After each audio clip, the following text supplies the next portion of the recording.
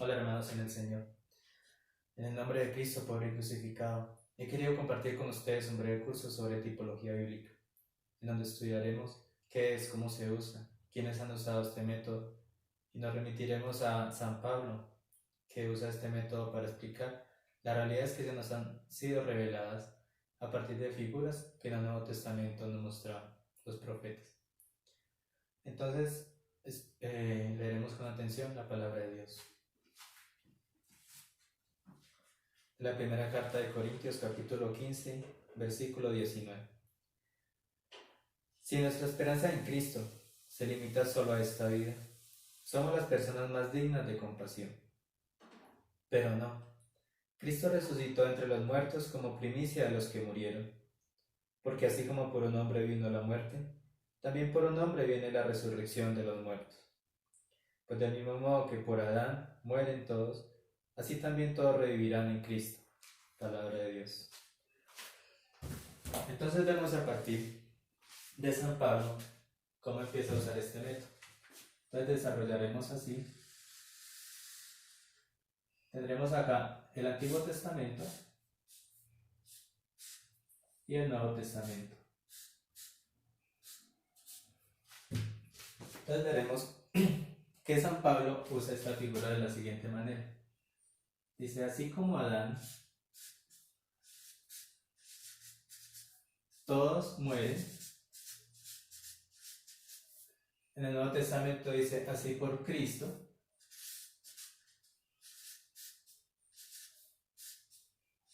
todos revivirán.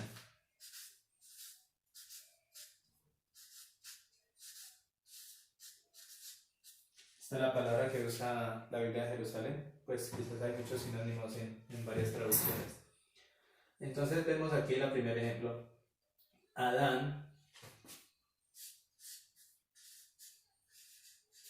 es el primer hombre creado por Dios.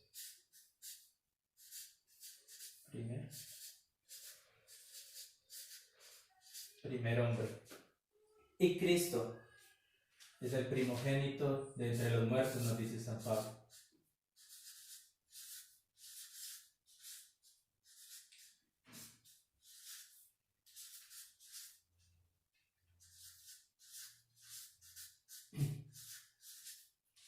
Entonces, por esta razón es que Adán es figura de Cristo. Y a Cristo lo llamamos el nuevo Adán.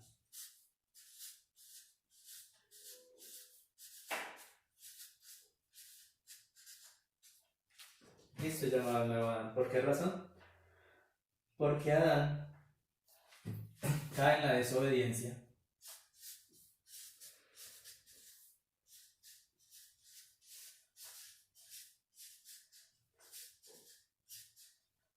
Cae en la desobediencia. Mientras que Jesús nos salva por una obediencia perfecta.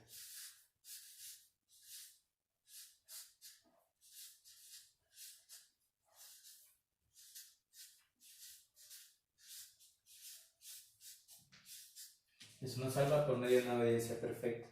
Porque todo lo que el Padre lo manda a hacer, lo cumple completamente. Entonces, tenemos que el nuevo Adán nos regala la resurrección de todos los muertos. Porque Él, obedeciendo perfectamente, nos salva del pecado.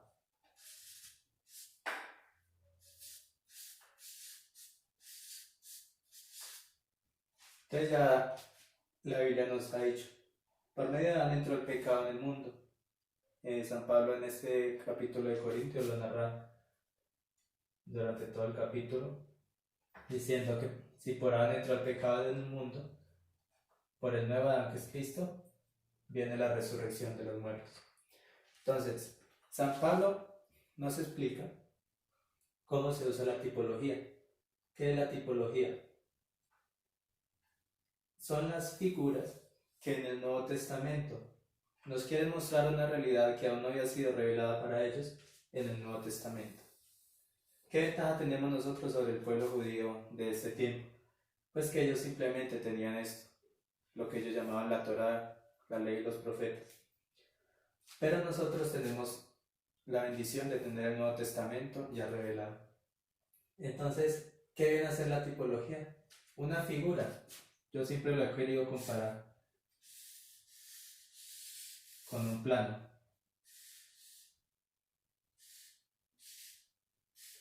Tenemos un ejemplo de un plano de un hogar. Y tenemos, digamos, un edificio ya construido. Entonces, si decimos que el Antiguo Testamento es una figura que nos muestra cómo va a ser la realidad revelada, no podemos entender este edificio sin tener los planos. Pero tampoco podemos apegarnos a un plano que es caduco sin tener en cuenta el edificio. De otro modo decimos, el Nuevo Testamento está escondido en el Antiguo Testamento por medio de figuras. Y el Antiguo Testamento ha sido revelado en Jesús, la palabra que se nos ha dado en el Nuevo Testamento. Entonces, si nos remitimos a la figura, podemos decir, no podemos saber cómo se hace este edificio si no tenemos los planos del edificio. Y no podemos entender el plano o saber cuál es la realidad presentada si quitamos el plano y tenemos solamente el edificio. Entonces así vemos que el Antiguo Testamento y el Nuevo Testamento están entrelazados entre sí.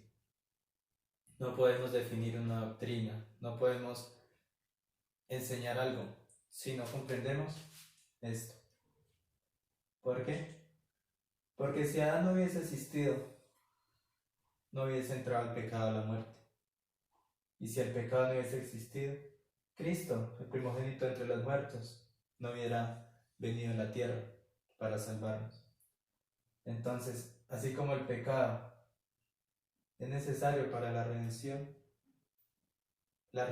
no tiene sentido si el pecado no hubiese entrado en el mundo. Entonces son tantas las referencias que tenemos. Veremos a continuación otra referencia, esta vez aplicada sobre María. Decimos que María es la nueva Eva. Eva, la madre de los vivientes.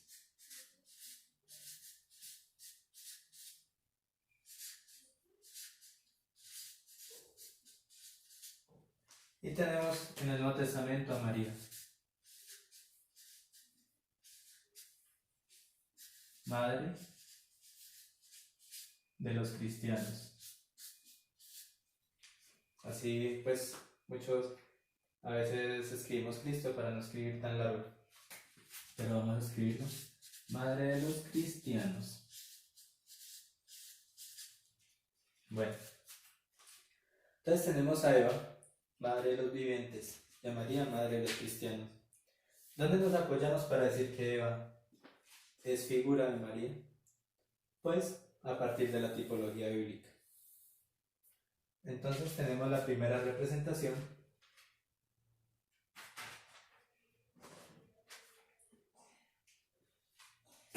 Eva es llamada mujer por Adán.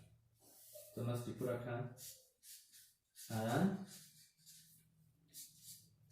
llama a Eva mujer. Mujer. El primer Adán llama a Eva mujer. Muchos dirán, pues es normal porque es el sexo femenino. Pues aquí no lo vemos tan raro. Lo extraño lo vemos acá en el Nuevo Testamento. Cristo llama a su madre también de la misma manera, mujer. ¿En dónde aparece esto? Esto lo encontramos en el Génesis. Esto lo conocemos a partir del apóstol Juan. Dos ocasiones en el Evangelio de San Juan y una ocasión en el Apocalipsis. donde resalta explícitamente a María.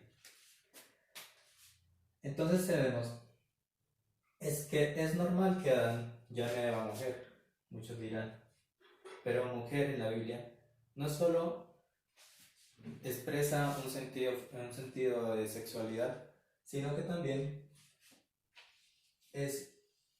resalta su papel indispensable en la redención. Entonces, ¿qué pasa? A Adán se le da una mujer, ¿sí? A Cristo se le da una madre, y una madre a todos nosotros los cristianos. Entonces, aquí, ¿cuál es la comparación? Vamos a ver otra, por ejemplo. Eva obedece a un ángel, pero de ángel caído. Entonces tenemos que Eva obedece a un ángel caído. ¿Dónde? Pues en la figura de la serpiente está representado Satanás, un ángel que ha sido caído, que ha caído por su desobediencia. Tenemos a María, que obedece a un ángel, el ángel Gabriel.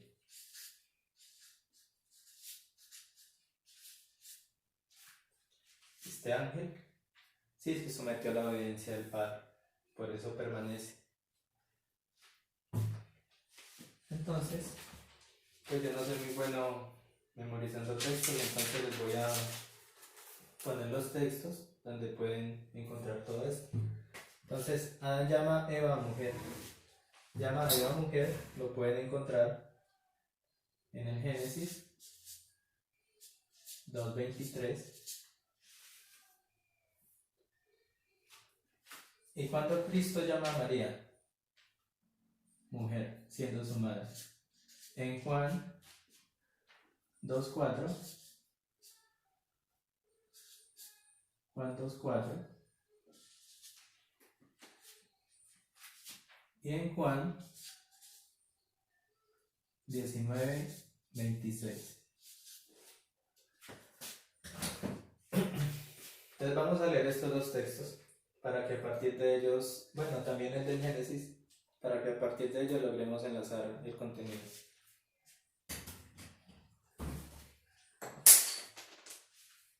Entonces tenemos del libro del Génesis, del capítulo 2:23.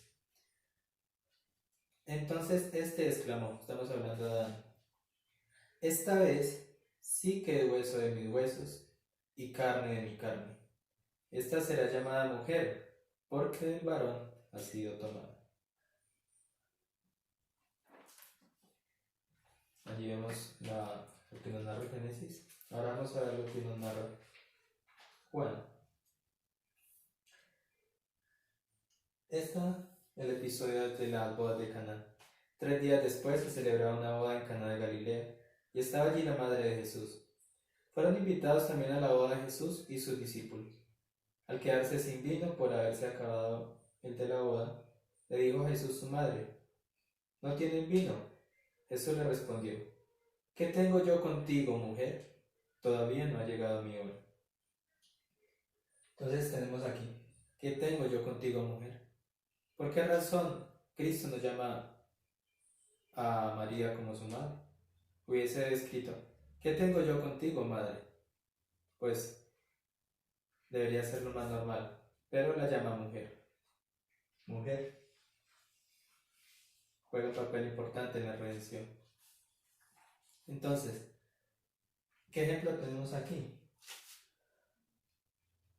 Esta mujer que se le da al primer Adán es la que lo lleva a cometer el pecado de desobediencia.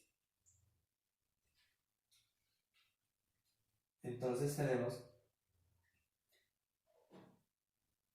que Eva provoca el primer pecado, ¿sí? Mientras que María, la mujer, provoca el primer milagro de Jesús. Mientras aquí se manifiesta el pecado, que es la desobediencia, por María, la mujer, se nos ha sido manifestado el Hijo de Dios. ¿Por qué razón? Porque Jesús no había hecho milagros hasta este.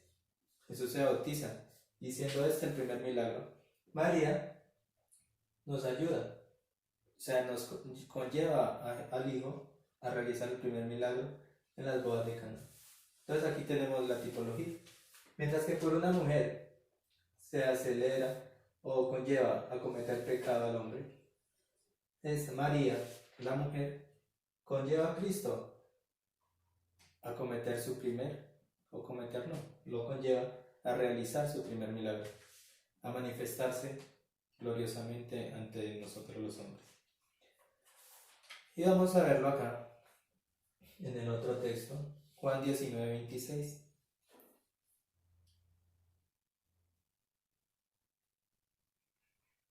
Bueno, vamos a leerlo del 25.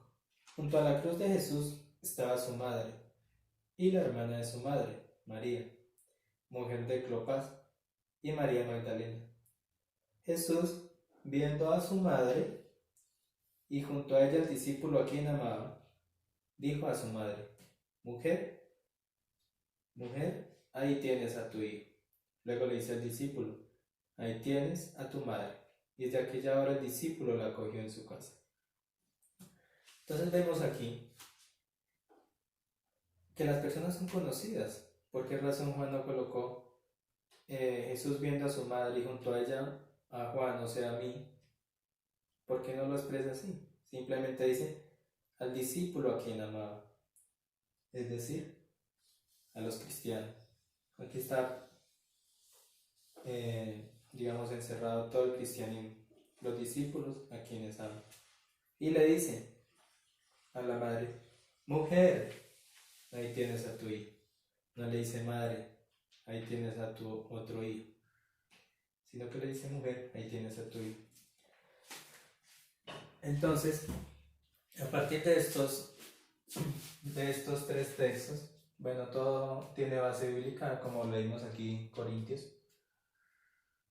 Podemos empezar con la tipología. Ahora podemos hacer una lectura cristológica del Génesis. ¿Por qué cristológica? Porque si leemos solamente esto, nos quedamos en un relato,